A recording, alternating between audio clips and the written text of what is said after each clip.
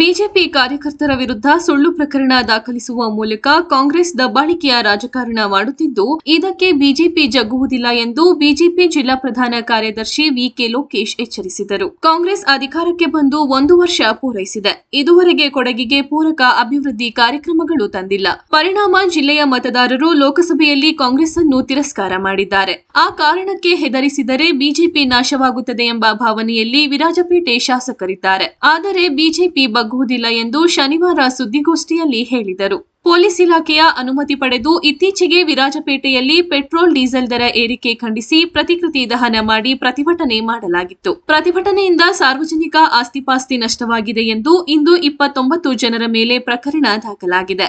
ರಾಜ್ಯದಲ್ಲಿ ಎಲ್ಲಾ ಕಡೆ ಪ್ರತಿಭಟನೆ ನಡೆದಿದೆ. ಪ್ರಕರಣ ಎಲ್ಲೂ ದಾಖಲಾಗಿಲ್ಲ.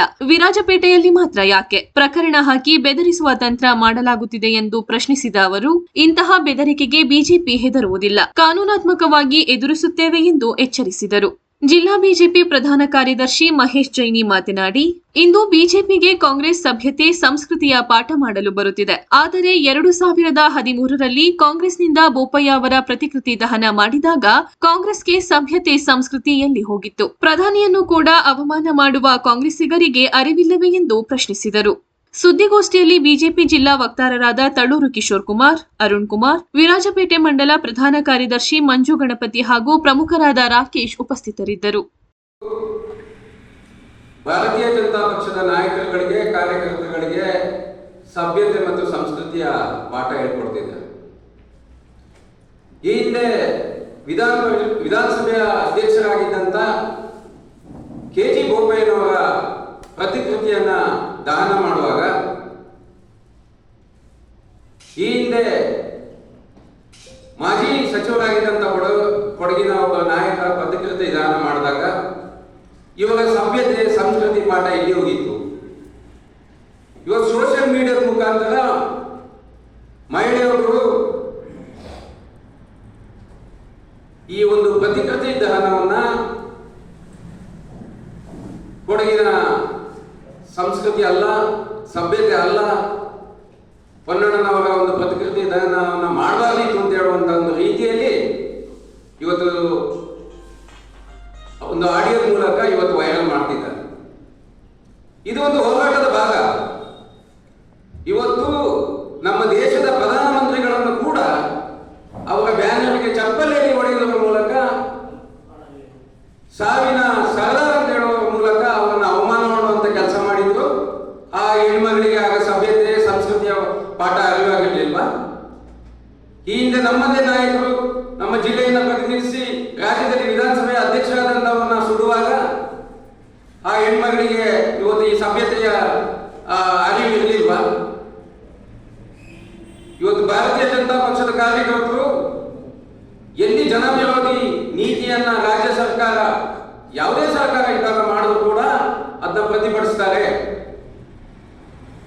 ಸತತವಾಗಿ 2 ಚುನಾವಣೆಗಳ ವೈಫಲ್ಯ, ಒಂದು ಲೋಕಸಭೆ ಚುನಾವಣೆ, ಮತ್ತೆ ನಡೆದಂತ ಪದವೀಧರರ ಮತ್ತು ಶಿಕ್ಷಕರ ಕ್ಷೇತ್ರದ ಚುನಾವಣೆ, ಈ 2 ಚುನಾವಣೆಯಲ್ಲಿ ಕೂಡ ಹೀನಾಯವಾಗಿ ಸೋಲನ್ನು ಕಂಡಂತ ಕಾಂಗ್ರೆಸ್ ಅಮಾಯಕ ನಮ್ಮ ಕಾರ್ಯಕರ್ತರ ಮೇಲೆ ಕೇಸ್ ಹಾಕುವುದರ ಮೂಲಕ ನಮ್ಮ ಧ್ವನಿಯನ್ನು ಅಡಗಿಸುವಂತ ಕೆಲಸವನ್ನು ಮಾಡ್ತಿದ್ದಾರೆ. ಹೋರಾಟದಿಂದಲೇ ಬಂದಂತ ನಮ್ಮ ಪಕ್ಷ ಯಾವುದೇ ಕಾರಣಕ್ಕೂ ಇಂಥ ಗೊಡ್ಡು ಬೆದರಿಕೆಗಳಿಗೆ ಎದುರುವುದಿಲ್ಲ. ಈ ತರದ ಅನೇಕ ಕೇಸ್ಗಳನ್ನು ಕಂಡು ಈ ದೇಶದ ರಕ್ಷಣೆ ವಿಚಾರ ಇರ್ಬೋದು, ಈ ಜಿಲ್ಲೆಯ ಅಭಿವೃದ್ಧಿ ವಿಚಾರ ಇರ್ಬೋದು, ಈ ಜಿಲ್ಲೆಗೆ ಮಾರಕವಾಗಿರುವಂತಹ ಅನೇಕ ಯೋಜನೆಗಳನ್ನು ತಂದಾಗ ನಮ್ಮ ಕಾರ್ಯಕರ್ತರು ರಸ್ತೆ ಹಿಡಿದು ಈ ತರದ ಅನೇಕ ಪ್ರಕರಣಗಳನ್ನು ಎದುರಿಸಿದ್ದಾರೆ. ಇವತ್ತು ಕಾಂಗ್ರೆಸ್ ಈ ತರ ಬೆದರಿಕೆ ಹಾಕುವುದರ ಮೂಲಕ ಬಿಜೆಪಿ ಕಾರ್ಯಕರ್ತರನ್ನ ದಮನ ಮಾಡುವ ನೀತಿಯನ್ನ ಕೈಬಿಡದಿದ್ದಲ್ಲಿ ನಮ್ಮದು ಇದು 2ನೇ ಹಂತದ ಹೋರಾಟ ಇತ್ತು. ಪೆಟ್ರೋಲ್ ಮತ್ತು ಡೀಸೆಲ್ ಬೆಲೆ ಏರಿಕೆ ವಿಚಾರದಲ್ಲಿ ಮತ್ತೆ ಹೋರಾಟವನ್ನು ಮಾಡ್ತೀವಿ. ಯಾವುದೇ ಸಬೂಬು ಇಲ್ಲದೆ ನಮ್ಮ ಕಾರ್ಯಕರ್ತರ ಮೇಲೆ ಹಾಕಿರುವಂತಹ ಪ್ರಕರಣಗಳನ್ನ ಇವರು ವಾಪಸ್ ತಗೊಳ್ಬೇಕಾಗ್ತದೆ. ಹೋರಾಟ ಮಾಡದೆ ತಪ್ಪು ಅಂತ ಹೇಳಿದ್ರೆ ಜನಪರವಾದಂತ ಅನೇಕ ಕೆಲಸ ಕಾರ್ಯಗಳನ್ನ ಇವರು ಮಾಡಿರ್ಬೇಕು. 1 ವರ್ಷದಲ್ಲಿ ಇವರ ಸಾಧನೆ ಏನು? ಶೂನ್ಯ ಸಾಧನೆ ಮುಖಾಂತರ ಇವತ್ತು ಜನತೆಗೆ ಮುಖ ತೋರ್ಸಕ್ಕೆ ಆಯ್ತಿಲ್ಲ ಕಾಂಗ್ರೆಸ್ ಸರ್ಕಾರಕ್ಕೆ. ಕರೆದು ಇಡೀ ಜಿಲ್ಲೆಗೆ ಮಾಹಿತಿಯನ್ನು ಕೊಟ್ಟಿದ್ದೇವೆ, ಇಂಥ ದಿನಾಂಕದಲ್ಲಿ ನಾವು ಪ್ರತಿಭಟನೆ ಮಾಡ್ತೇವೆ ಅಂತೇಳಿ. ಹಾಗಾಗಿ ಇವ್ಯಾವುದೂ ಕೂಡ ಇಲ್ಲಿ ಹಾಕಿರುವಂತ ಯಾವುದೇ ಸೆಕ್ಷನ್ಗಳು ಕೂಡ ಪ್ರಜಾಪ್ರಭುತ್ವವನ್ನು ದಮನ ಮಾಡುವಂತ ಈ ಪ್ರಕ್ರಿಯೆ ಕಾಂಗ್ರೆಸ್ ಸರ್ಕಾರದಲ್ಲಿ ಆಗಬಾರದು ಅಂತ ಹೇಳಿ ಇದನ್ನ ಕಾನೂನಾತ್ಮಕವಾಗಿ ನಾವು ಎದುರಿಸುವಂತ ಕೆಲಸವನ್ನು ಮಾಡ್ತೇವೆ.